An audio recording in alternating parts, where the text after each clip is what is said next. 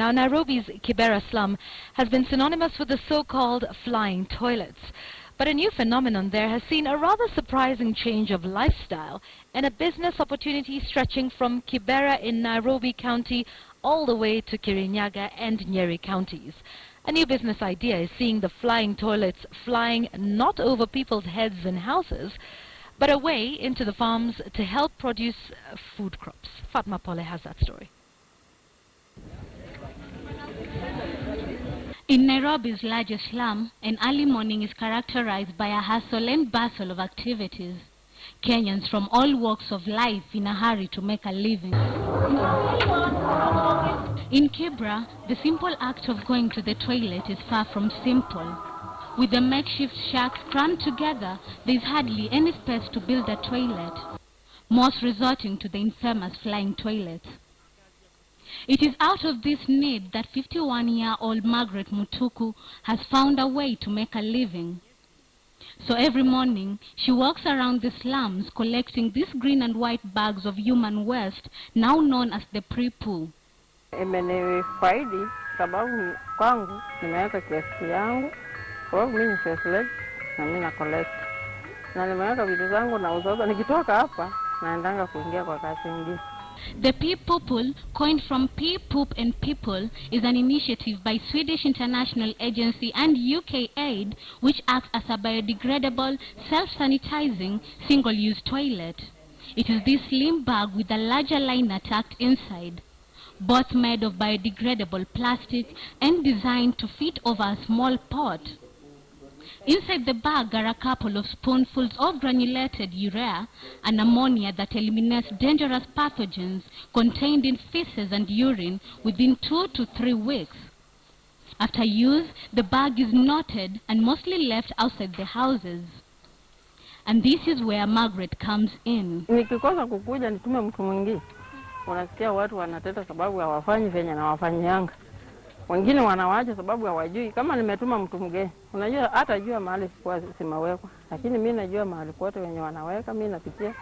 Sasa nikikosa siku moja napata watu wanateta, wananiambia huyu madhe umeenda wapi, zimewachwa hapa nini. Sababu hii kazi yangu mimi naipenda na naifanyanga na kwa moyo. But this kind of job comes with its own unique challenges. Though she has turned her life around, she has also had to accept the challenges that come with it. Hata saa hii nikikutana na watoto wangu, utaona hata atanipita kama anijui kama nabeba. Sababu atanipita kama anijui, sababu anaona akienda kwa watoto wale wengine watakuwa anamwambia mama yako anapepanga mavi nini.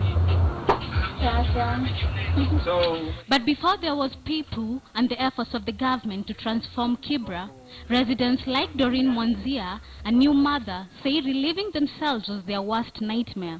Uwezi enda nje usiku kwenda kwa chuo unaweza repiwa. Alafu zimetusaidia kwa mfano kaa usiku, kaa tumbo inakuuma unaendesha, unaweza enda hapo. Alafu tena zimesaidia hakuna flying toilet. Tena environment imekuwa safi. Kibra residents now have a smile on their faces. They say the freedom to answer the call of nature whenever they please and living in a clean environment has had a big impact on their lives. And after Margaret is done collecting the pee poos, making sure not to miss any, she then drops them at this drop-off point. But it is not just residential houses that have benefited.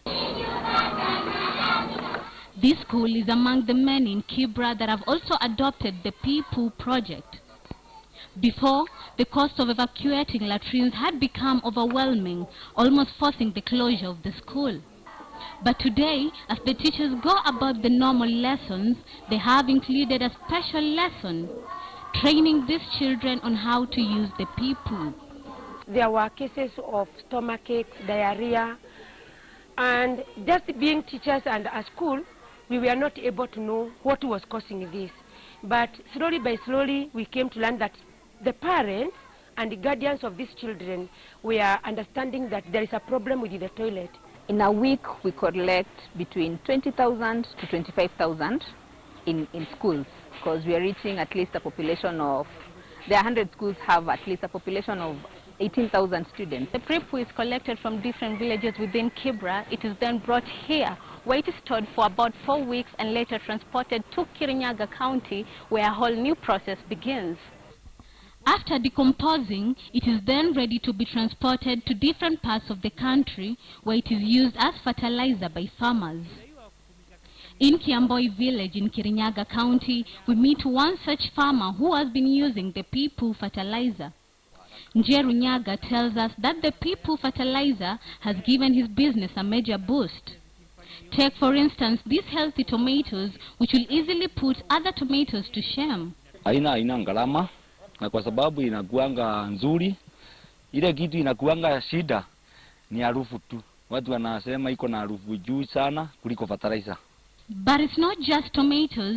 The vegetables, coffee, maize and bananas here are a sight to behold. Inaonekana inabadilisha mchanga kwa haraka kusinda fertilizer zingine juu pipo haina hazard kama fertilizer zenye tunatumianga.